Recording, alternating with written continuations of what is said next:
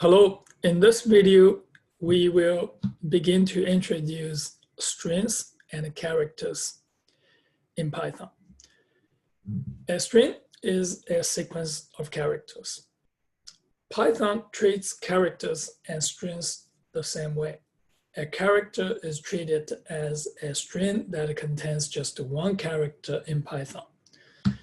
You can use single quotation marks or double quotation marks for strings in Python. In this book, we will use single quotation marks for just one character string.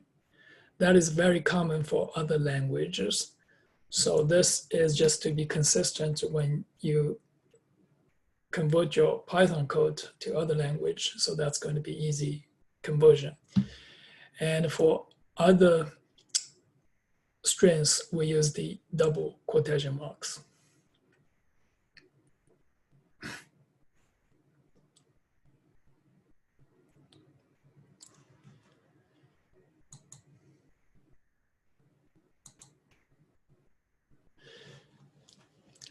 Computers use binary numbers internally. A character is stored in a computer as a sequence of 0 and 1s. Mapping a character to its binary representation is called character encoding. There are different ways to encode a character. The manner in which characters are encoded is defined by an encoding scheme. The popular encoding scheme is the ASCII, American Standard Code for Information Interchange. It's an 8-bit encoding scheme for representing all uppercase letters, lowercase letters, digits, punctuation marks, and control characters. So the numeric values for all these characters is from 0 to 127. Python also supports Unicode. Unicode is an encoding scheme for representing international characters. ASCII is a small subset of Unicode. Unicode, you have to write it using \u followed by 4 hexadecimal digits. So the range for the Unicode is from this 0, 0, 0 to FFFF. For example, this Unicode in Chinese is 2 Chinese characters, means welcome. So you can display this. This is the 2 Chinese characters. And here we have this alpha, beta, gamma. And you cannot type it from your keyboard. And you can display it using the ASCII code, using the Unicode.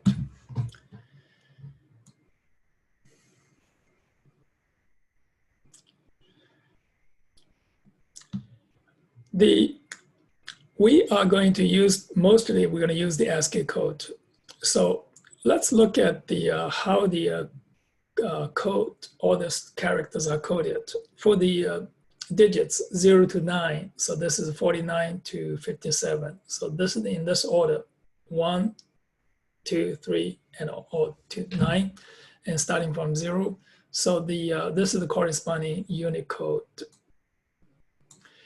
And for the uppercase, A is 65 to 90. So this is the corresponding Unicode. The lowercase A to Z is 97 to 122. And this is the corresponding Unicode value. So please note that A is 97 and B is 98. So this sequential order. So when you assign this A to letter, so this is a character here, a character string, and you can also write it in Unicode. So this is the same, but obviously this is more convenient using this A.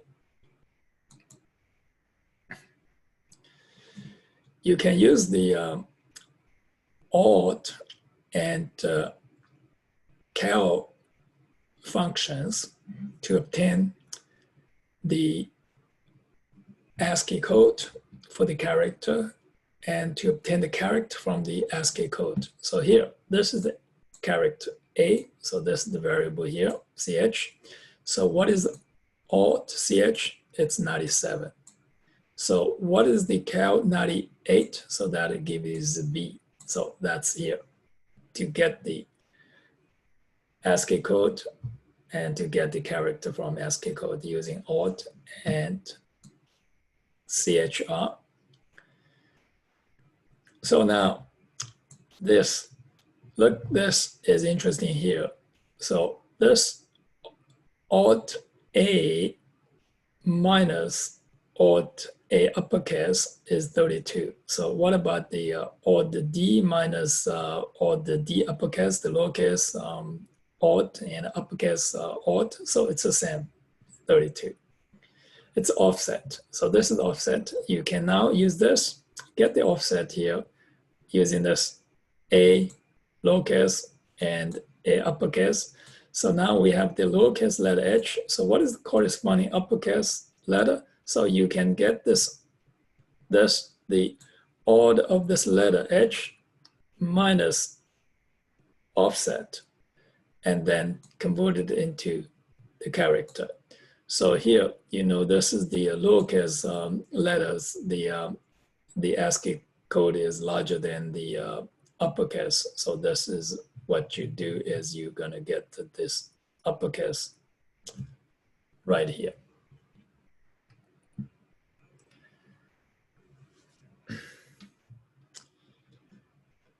So this is uppercase here, H.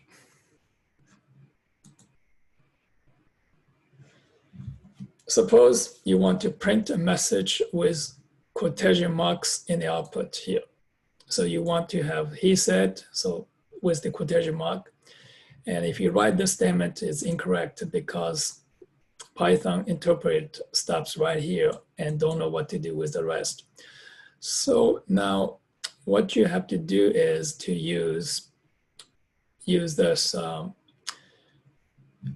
and one way to fix it, you can use the triple quoted string. So this is the triple quoted string. You can have this and everything here is okay. Or you can use the escape sequence. This is a special notation that consists of the backslash followed by a character or a combination of digits. So it's a special meaning here. So these are the common escape sequence. This is for a backspace, this is tab, this is the line field, this is the font field, this is the character return, and this is backslash, and this is the double quotes. So now you can write it this way here. I want to say here, he said, print, he said, and you put this, it is together, means the double quotation marks. So the backslash is called an escape character. It is a special character. So now you want to say, I'm going to display, hey, what is the backslash T here? You display this, you have to write it two backslashes together for means for one backslash, it is for one character. So that is to use for special characters, use the escape sequences.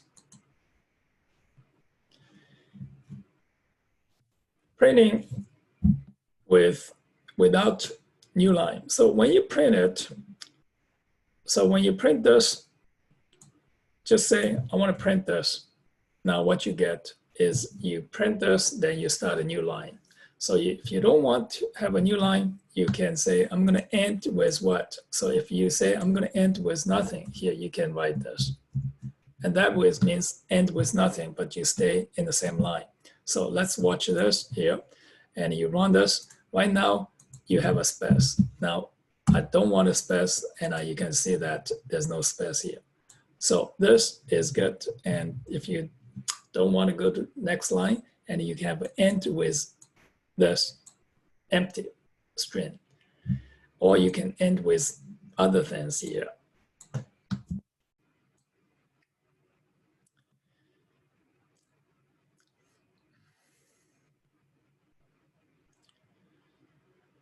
So let's look at this example here. I have radius 3. I'm going to print this message, and this is the area.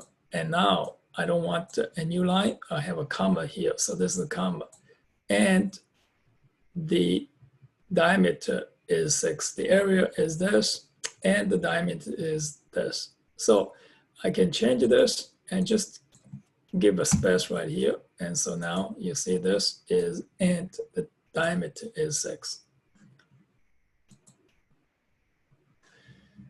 We already used the string function.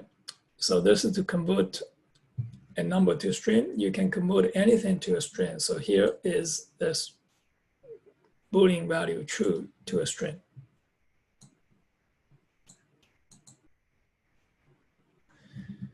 You can combine two strings using the plus operator, and also you can multiply a string. So let's see how we use this multiply string.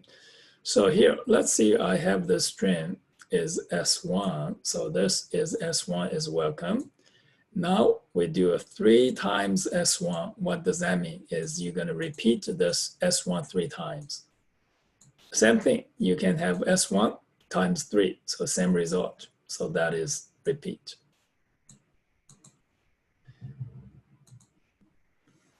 Now, how do you read a string? Use the input function you already know. So this is the input to read a string. That's all for this video. We will continue to introduce string in the next video.